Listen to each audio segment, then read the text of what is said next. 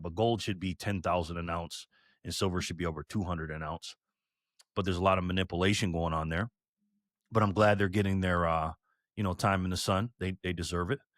And hopefully people will wake up when they see, that the dollar is losing value, the Dixie, and people's purchasing power is going down. They'll look and say, "Oh wow, what's a safe haven? Where should I put my money?" And they start looking into gold and silver because to me, all roads lead to Bitcoin. And gold and silver is kind of like, going to elementary school, learning about the fiat debasement, learning about the system that's broken, but then getting into Bitcoins like a doctorate or a graduate, you know, a very high level. So once they get into gold and silver and understand what the problem is, because that's the thing, they got to understand what the problem is. Then, like I said, all roads lead to Bitcoin. Now inflation, like every single day, mainstream media, at least in Europe, but I guess the same thing is happening in America, where mainstream media is reporting on inflation, and they're saying inflation is so bad. So I guess mainstream media is slowly waking up to the problem, even though they still say like, "Oh, greedy corporations, war, and all of that." Like not talking about the money, but at some point it's just. It is impendent, and that debasement is the real problem and not a symptom of debasement. And I'm really curious on how this will shake out when the mainstream gets what the real problem is, and then wakes up to the reality. Oh, okay, they're just printing money, so they're devaluing it, and that's why I'm screwed. Oh, that's not good. So I don't know how this will shake out. Like at some point, people have to wake up like, oh, I'm saving in fiat, and over the past 10, 15, 20 years, I got just completely screwed. That's kind of like a hard reality to swallow. Yeah, and that's how I see it too. And it's funny, they are talking about it because I watch a lot of news and stuff like that. And not only are they talking about inflation, but they're actually, like you said, they're talking about debasement by printing. And everybody knows what the word inflation is. They just don't know what it is and the definition. And now people are starting to understand, like, oh my goodness. So inflation is not just prices going up. It's actually them printing more dollars and the supply of dollars chasing the same amount of goods, which brings the prices, quote unquote, up, and your value of your dollar is going down. And it's funny that you hear them saying the word fiat currency a lot. I didn't hear that 10 years ago. So it's kind of like becoming mainstream, even on the mainstream, they're talking about it. But again, when they're talking about, when they're showing gold and silver and Bitcoin, because again, Bitcoin now, and I'm seeing this a lot, and I said this on my channel, that a lot of people that are talking about gold, about 80% of the time, they bring up Bitcoin, which is good. And again, we have to pull back the layers and go nice and slow. But as long as people understand what the problem is and where it comes from, I think that's when people start slowly but surely getting into Bitcoin, and then it'll compound after that. People are waking up to this, and they're seeing it. They're feeling the pain. You know what I mean? This is like back in the 70s and 80s. Now they'll try to blame it on Trump or Biden or whatever, but red and blue, they both print money, they both overspend. And again, in the U.S. In particular, the government is the problem. And I tell people all the time, this is why you have to pay attention to politics. It all starts with politics. And when your government's too big and they spend too much, that's a big problem. And that's where the debasement comes in. It's actually an interesting question of like how much as Bitcoiners do we still have to kind of look at politics, because we think like we have always this talk of we are Bitcoiners, like Bitcoin is untouchable, and like if we have Bitcoin, we are free. How much do we still have to care about what politics are actually doing? In my humble personal opinion, I think we have to look at it a lot. I mean, the reason why Bitcoin is here today is because of what?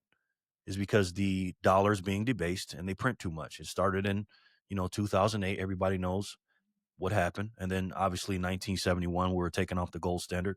And before that, in 1933, they did it. They debased your gold or your currency or your energy by 40% when they did the executive order 6102.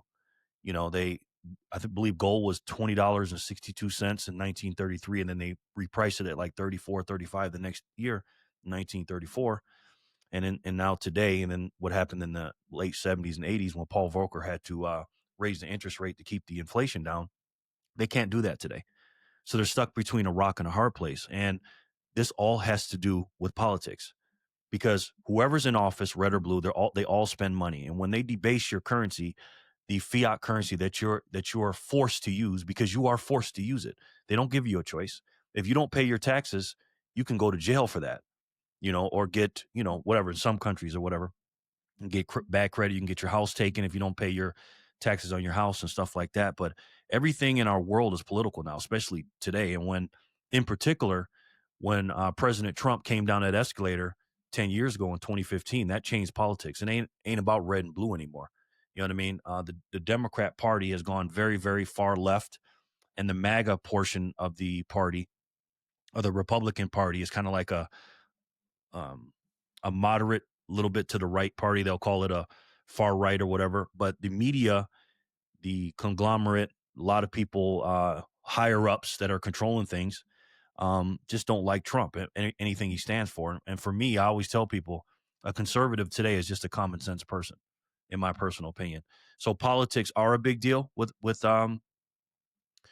Bitcoin, because again, that's where it comes from. When you look at the US debt clock and you see, the four line items we spend on Medicare and Medicaid and social security, and then we have the military, and then you have the interest on the debt. Again, that is all politics, and that's being legislated by the House and the Senate. And when you have a deficit, and you're running a deficit like we are, of about 2 trillion, as of this accord is like 1.9 trillion, meaning we spend 7.4 trillion and we make 5.5 trillion. And that's a big deficit. Again, that comes from the top. So I tell people all the time, just pay attention to what's going on. And I'm not saying you have to be, a political pundit and stuff like that. But if you want to know what's going on with Bitcoin, again, with the Strategic Bitcoin Reserve and the Bitcoin Act, which hasn't come yet, we still haven't had an audit on the what we have. Those things are important. So definitely pay attention to politics, no doubt. First milestone I'm really looking forward to is when Bitcoin will be more worth than any other asset. Speak flipping in gold. This will be huge. This probably will also coincide with Bitcoin hitting $1 million somewhere along those lines. Like it probably probably will happen maybe a little bit above 1 million, because gold will also go up in that time frame. So it's hard to predict exactly when, but those two events I'm really looking forward to, and I think those will be maybe even in the same year. And I'm curious on like what will be the political reaction towards that. And I can only imagine two main things happening. If the one political reaction of like, oh, we have to buy as much as possible from that, because obviously it's not stoppable. It has been coming a long way, and it's probably there for like 20 years at that point. And then the other reaction is like, oh, we don't want to lose control of our fiat currencies. We have to ban this thing. I mean, this has been the reaction since so long from certain countries.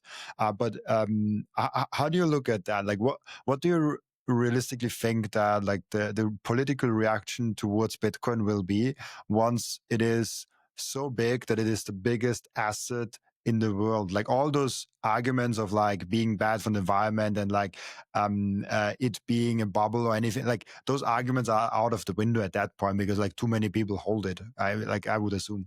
Yeah. Well, about politics, it's a lot of the medias are controlled by the political entities. Like in America, we have cable networks like MSNBC and CNN. You got your left wing stuff, and then on the regular channels, you got ABC, CBS, NBC. They're all left wing, and the Democrat Party. And I always say, Bitcoin is for everyone. It's not just for Republicans or conservatives or libertarians or independents or whatever. It's for everybody. But like I said, the left has gone so far. I'm trying to bring the left wing of the party back towards the center, so we can have some common sense. Yeah, we might disagree with a few things, but we need to understand that just because you hate Trump, that doesn't mean there's no inflation, and you're not paying a lot more at the gas pump or whatever. But when Bitcoin, and again, I like what you said about being the number one asset in the world. I think it's going to be a little bit before that. I think the game doesn't start until we hit 1 million. And that's when we're going to start talking about satoshis. And as you can see in my shirt here, this is all the world's money right here in the future. This is 2.1 quadrillion satoshis. 21 million Bitcoin, 2.1 quadrillion satoshis. And I think then CNBC, these financial channels, once we hit 1 million per Bitcoin, that's when they'll start measuring everything in satoshis per dollar, and they can spend this here and spend that there. But at the end of the day, when Bitcoin hits 1 million, that's when the game starts. They're going to start measuring everything in satoshis, and nobody's going to be able to ignore it at that point. I love that framing of we will measure things in satoshis, because this is the real unit. This is the unit that we are supposed to use. 1 Bitcoin is so absurdly much for just one person that you will look back in 30, 40 years and go ahead and say, you know what? I heard that he has a full Bitcoin. The same way as people say, oh, what? Like he has like $1 billion, like some crazy amount of money. They will be like saying like, oh, okay, like what's going on? Like a Bitcoin will be so much that it will be inconceivable for the normal person. And so it naturally will be satoshis, and I think long term even something beyond satoshis that will be underneath satoshis, because like if we pay and if we start paying for normal things, we need something that is smaller than a Bitcoin. If you look at the dollar satoshi parity, and $1 is 1 Bitcoin, we need something. We need some cents. We need, I don't know, Satoshi cents or Nakamoto's or whatever we call it, underneath 1 Satoshi, to make sure you can buy 1 Satoshi and 43 Nakamoto's worth of a coffee, if it makes Yes. sense.